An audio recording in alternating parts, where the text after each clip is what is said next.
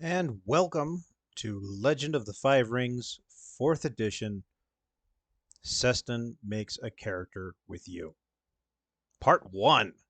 So, here in part 1, we're going to discuss uh, basically the first 3 or 4 questions of the questionnaire, the 20 questions.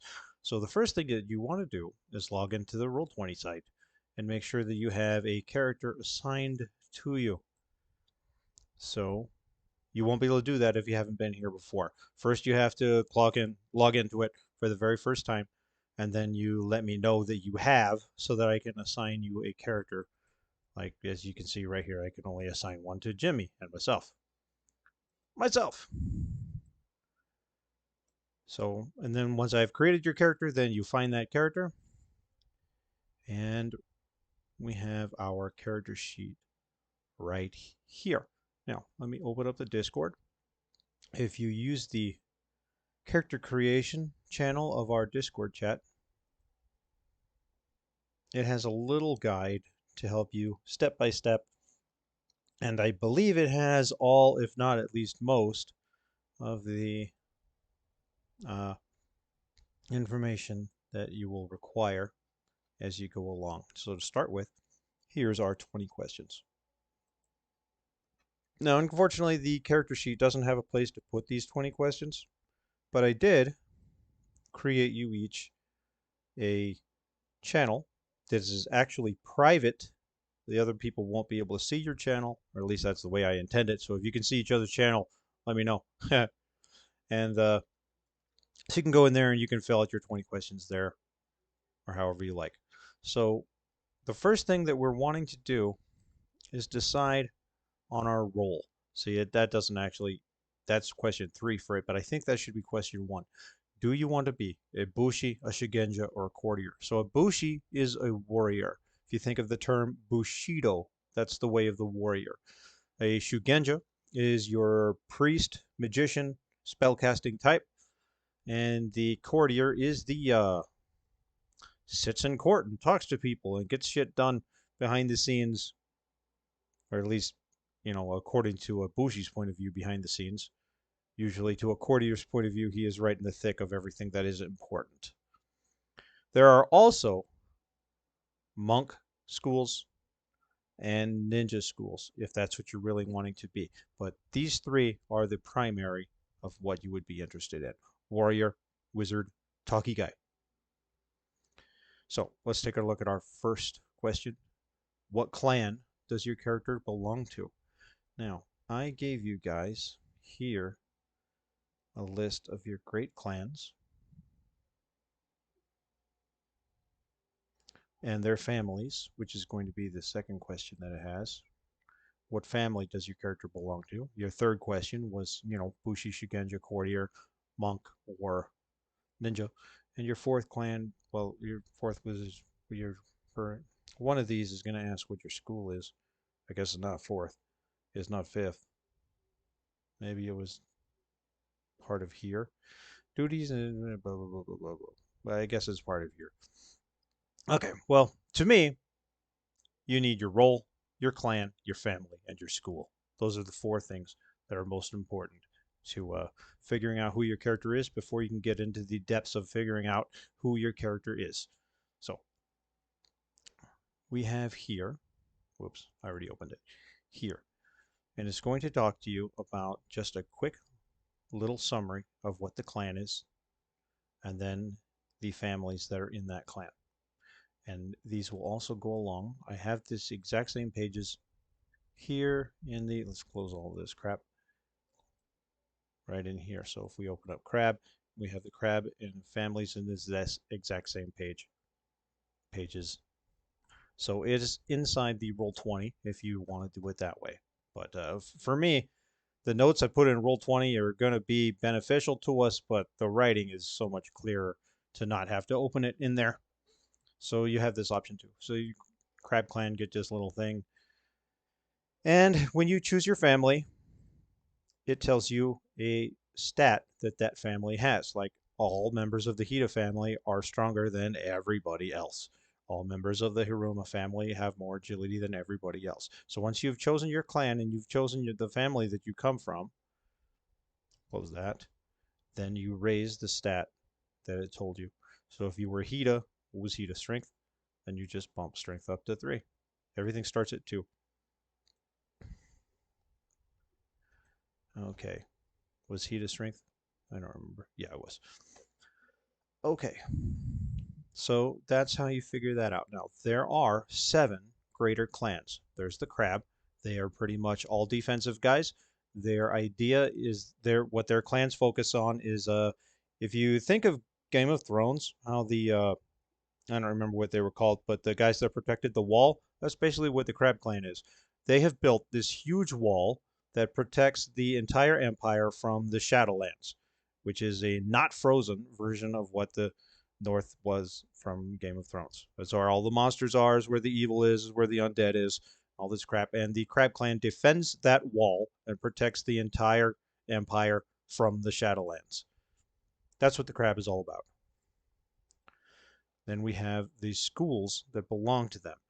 So the Hitabushi school. You do not have to be from the Hita clan to go to the Hitabushi school. You might be a little bit of a disappointment to your family if you're a Hita clan and then you go to the Yasuki courtier school, but that's part of you were just not cut out to be a warrior, so they sent you to Yasuki courtier school. There is an advantage that you can purchase for I believe 7 points where you can actually send your guy to a school of a different clan. So that is an option, but it is very rare, and I don't want to see that happening for all you guys. So in general, you should be going to a clan, to a school that belongs to your clan. So these, I think there's 4 in this main book that belong to each of the schools, and these are their primary schools. These are the ones that take 1,000 students every year. But if you look in the Roll20, I have put additional schools that are from the supplement books. So here's the 4 that were in that main book. They don't have the little notation after them. But the Caillou Engineer and the Kuni Witch Doctor both came from the Greater Clans book. The Hiruma Scout came from the Imperial Histories book. And then Advanced is something else. I'll talk about that in a minute. Oh.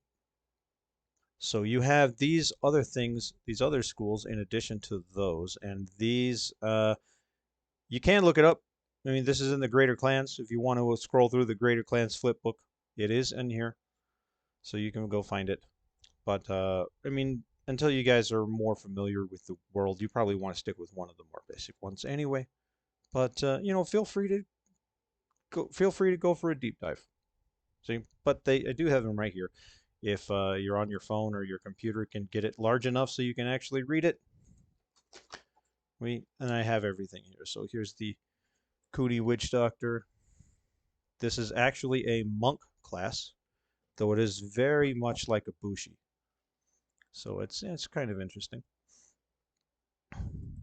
So anyway, there you go. And there are 7 greater clans. The Crab Clan is the defensive clan protecting the wall. The Crane Clan. We're not finished with Crab yet. Here. The Crane Clan is the left hand of the Emperor. They are a clan of courtiers. I mean, they definitely have Bushi, as you can see. They have a Bushi school. But this is the clan that is the most wealthy. Everything they do is about honor and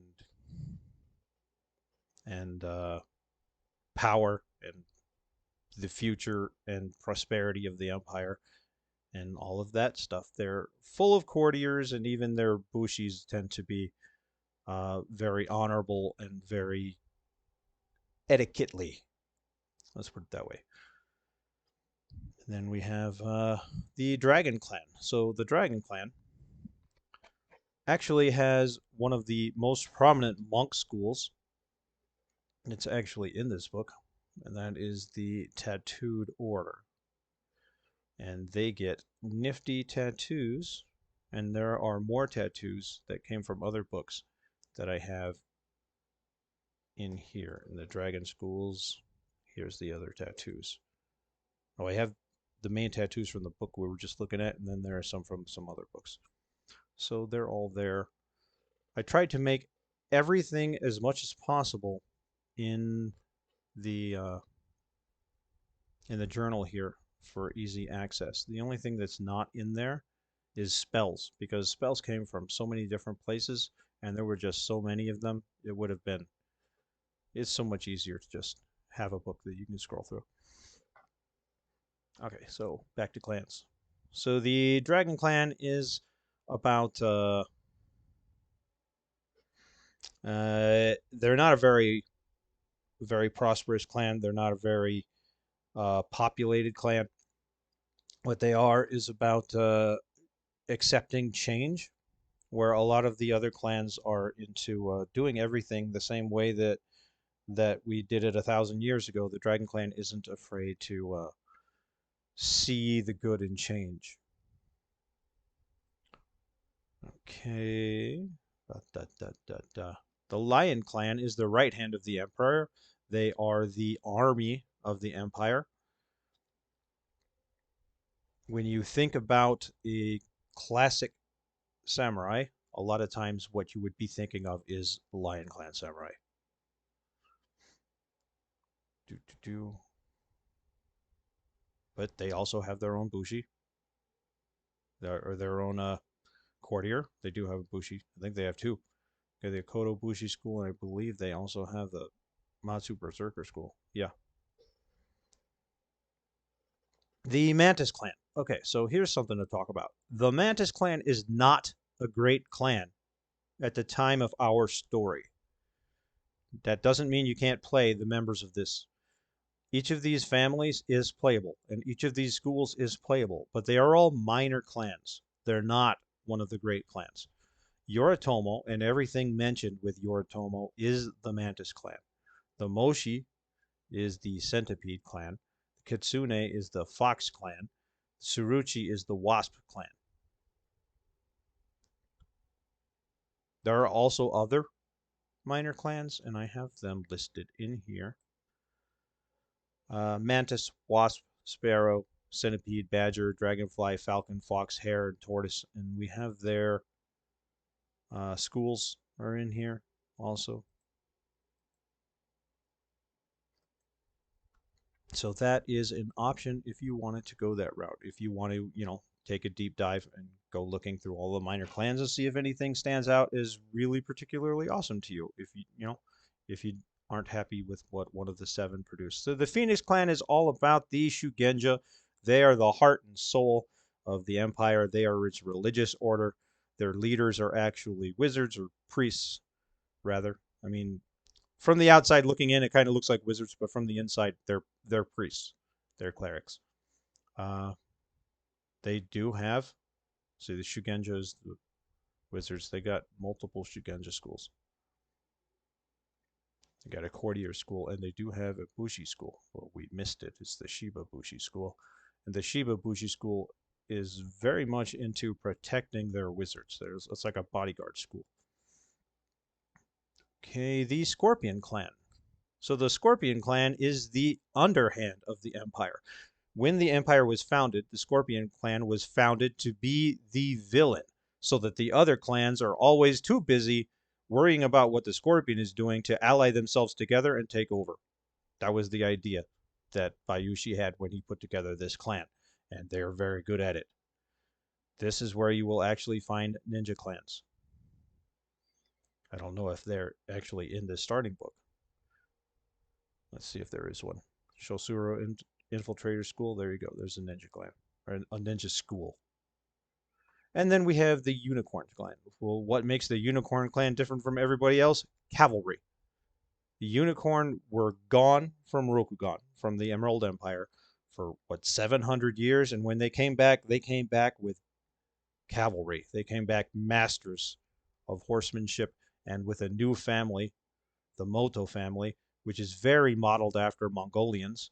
It would be wrong to say that they are exactly modeled after Mongolians, but they're heavily influenced from there. And yes, their story is that they were gone for a long time. They have a lot of knowledge and magic that is outside of the norm because they learned it while they were gone, and they have cavalry, and nobody else does, at least nowhere near to the point that they do. And is that everybody in this book? Yeah. So, and they have all of their schools, and like I said, they have their schools in here. Scorpion schools. And then the ones with a little notation on them are not in that chapter because they came from another book. But you can go find them if you can't read them from here. You can go find them. GC is the Greater Clans book, and then is that the only ones that it came from? GC, so well, Lion School, GC, Advanced Schools. We can talk about Advanced Schools real quick. So let's take a look at the Lion's Pride Advanced School. So these are not something you will be starting in Advanced Schools. I believe you have to be rank 3 in order to take on an advanced school, and they have very high requirements to enter. So this one, the Lion's Pride, requires you to have Agility 5 and Strength 5. You also need to have Battle 5 and 4 different weapon skills at rank 3. You need to have Honor 6, and you must be female from the Matsu family for this one. That's actually pretty rare. Usually the things are not gender exclusive.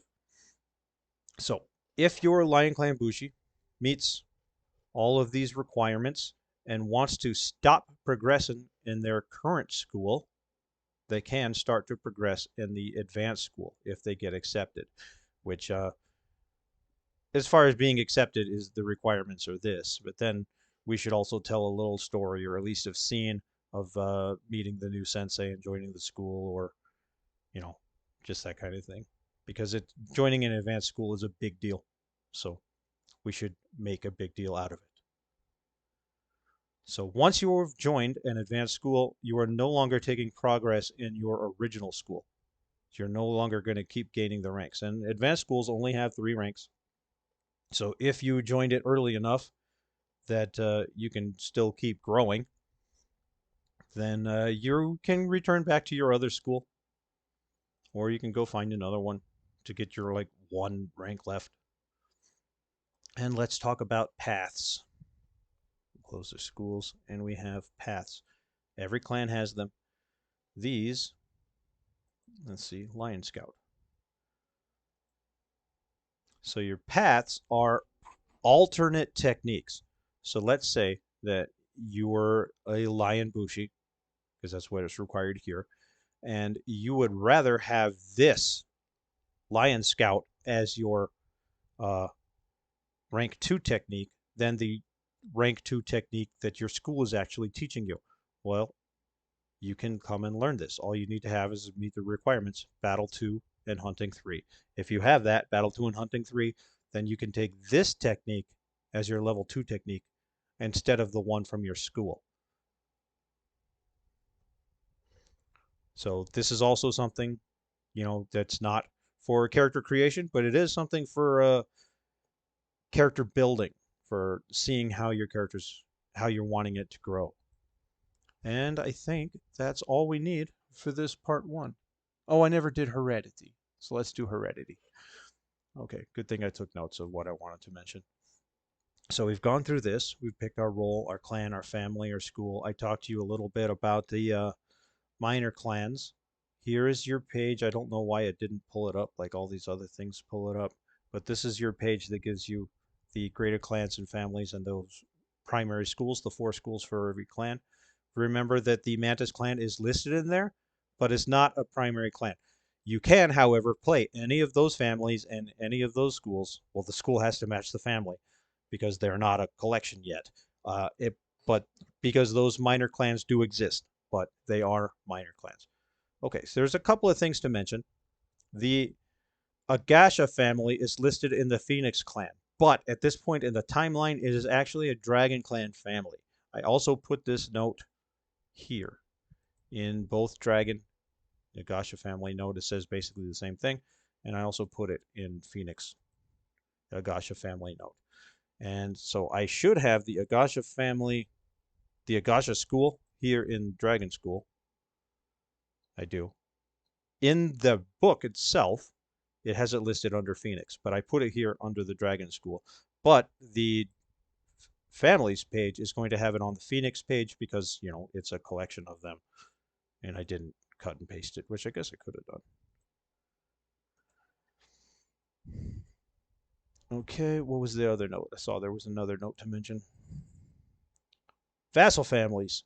Okay, so in this flip book on page 284 is a list of vassal families, which is really unnecessary, but if you're wanting to play something a little bit weirder, it's not that weird, but a little bit less high up in the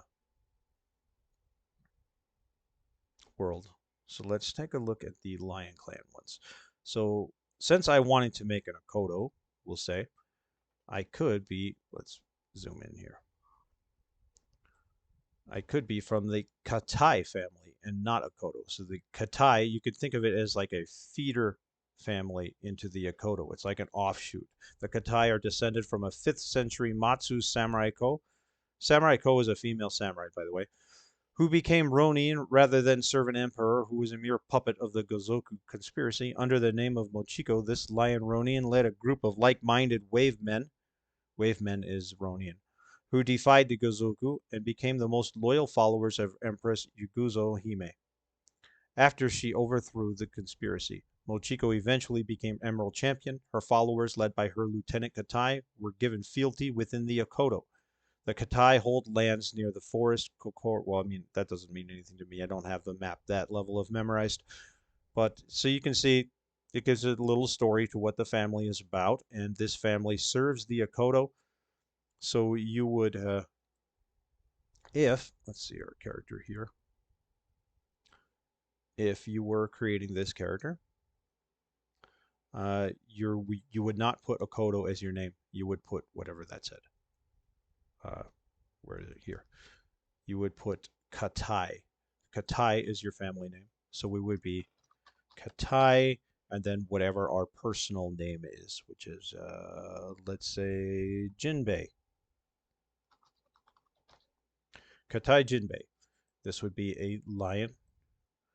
And the family is Katai, but we are also going to mention that they're part of the Akodo. Just like that. And I don't know what school they went to. Some lion school, we'll say, let's say Akodo Bushi school. And there we go. So, since we're here, why don't we take a look at this real quick? Go back over there. Clans and families, lion schools, Akodo Bushi school. So Akodo Bushi school gives us +1 perception. So we want to raise our perception. And also, since we are part of Akodo, we want to see what Akodo gives. We're all the way down on unicorn. Lion should be somewhere in the middle. That's dragon. Should be just after that. Akodo gives +1 agility. So we will also raise our agility. So we have agility up and perception up. And then we also get everything that it says here under Akodo Bushi School. You can read all this. It'll tell you exactly what Akodo Bushi School is about. And you get the skills of battle. So where it has it in parentheses like this, that is an emphasis. So we have the battle, mass combat emphasis. So our skills page is right here. So these 7 skills that you get from your school, you want to tick. That is a school skill. And you want to raise it to 1. So battle, and then over here, we put our emphasis is mass combat. Mass combat is, how come I didn't do it? Because this is in the way. Mass combat is, oh, what did do it? It was just being done. Is like war combat, where you're moving units around instead of moving yourself around. We need the Akodo Bushi school back. Move it over here. We also come with defense, Kenjutsu, Kyujutsu, defense, Kenjutsu, Kyujutsu. Kenjutsu is swordsmanship. Kyujutsu is bowmanship, archery. lore history, and sincerity.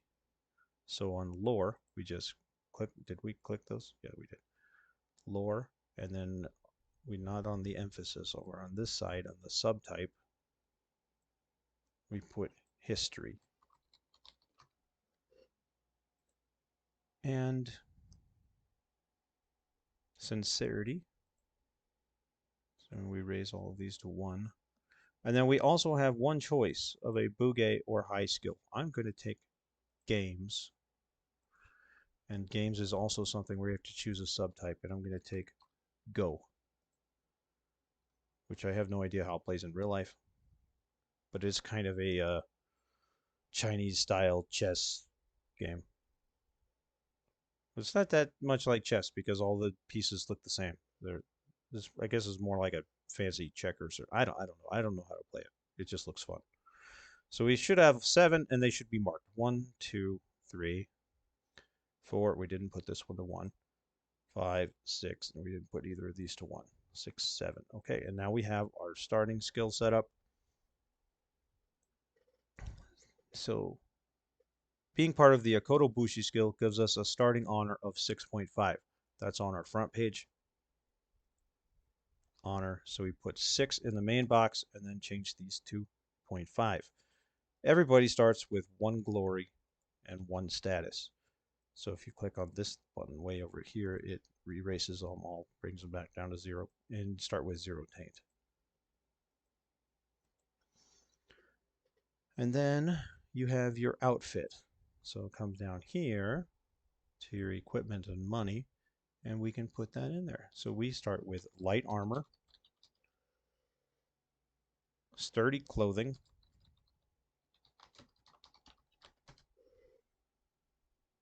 daisho.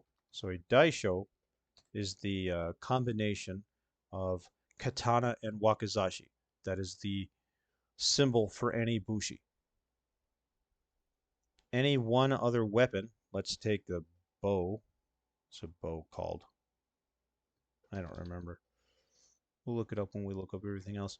A traveling pack and 5 koku.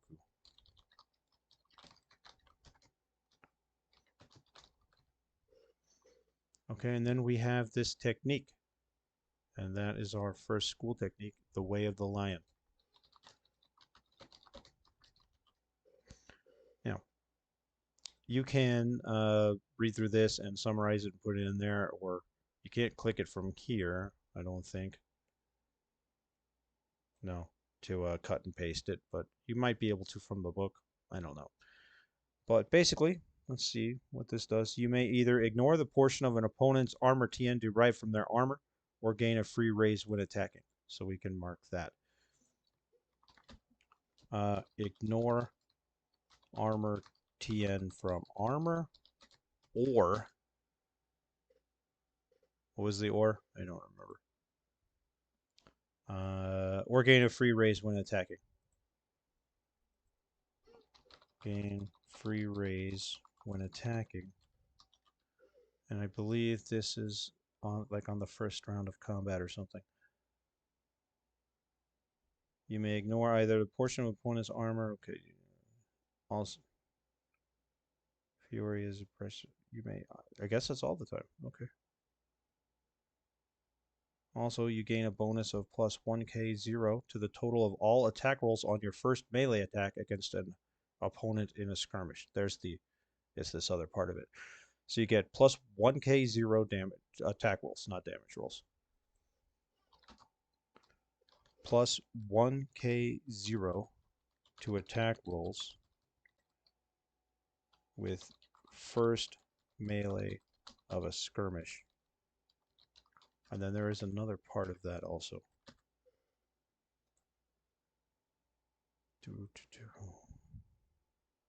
Or against any opponent who has declared a raise on an attack against you since your last turn. Or against opponent that made a raise in an attack against me. There we go. It's just a note for myself. I really don't need to make sure everything is spelled correctly. But whatever, I don't like that red line. Okay, and I think we have everything set up from our school. We have everything set up from our family, from our clan. So I want to do the hereditary, whatever it's called. That is heritage. So let's come back here. So we finished all of this, and now the next part is your heritage. The heritage chart is on page 293.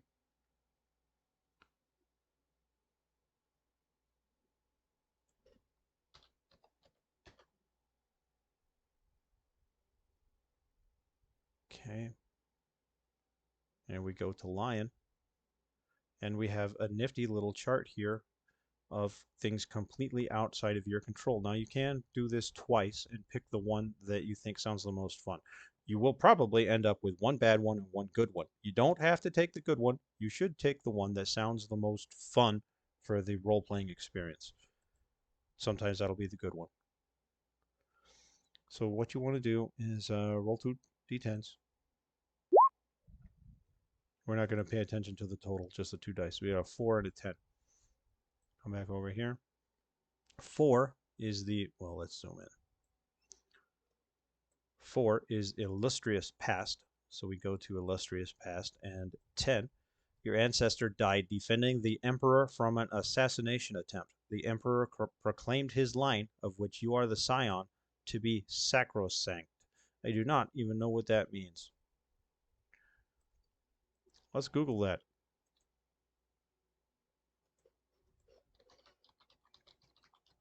It might have regarded as too important or valuable to be interfered with. It probably has a Legend of the Five Rings mechanic. What was it called? Sacrosanct, which I'm probably not pronouncing right.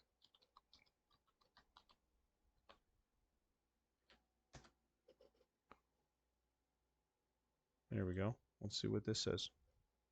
I'm not familiar with this at all. It's an advantage for 4 points. So I should have told me there that you get the advantage then, I guess. Characters with sacrosanct advantage are under the Emperor's protection due to a great service performed for the Hante in the past. In return, the character had sworn his utter and devoted loyalty to the Emperor.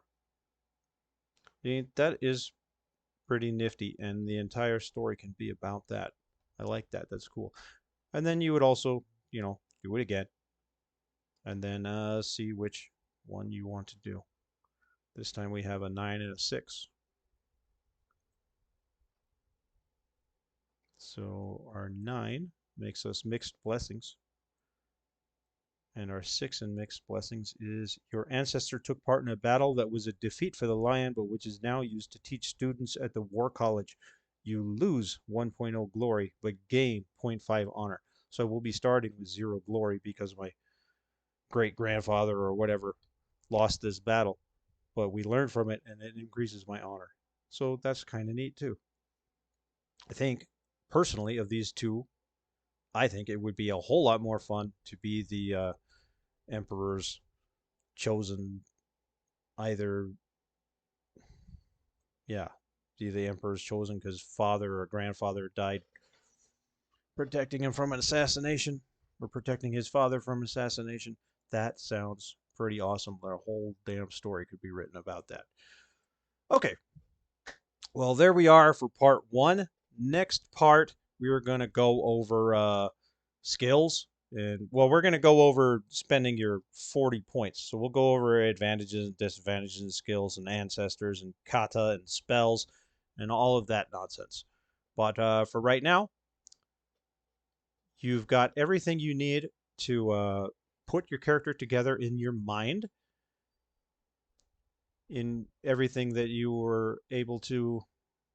You could go and finish the 20 questions, but we have finished probably 4 of them.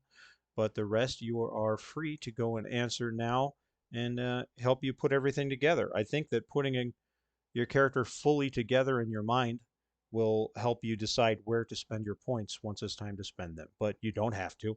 The only thing you don't even have to do the 20 questions. The only thing you have to do before you spend those points is your heredity thing. wherever that is. Heritage. Your heritage chart. Because your heritage chart has the potential to give or take away skill points, maybe even a trait point. So that happens before you would spend points to fix it.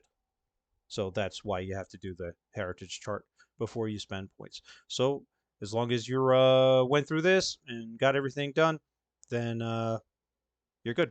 Go do your 20 questions if you want to. Fill out the information in one of your channels. If you're not one of these three guys, then I probably made you your own channel. If I didn't, yell at me. And there we go. The next video will put everything together and help you spend your points and explain everything in a little bit more detail. And have a good night. Stop recording. Oh my God.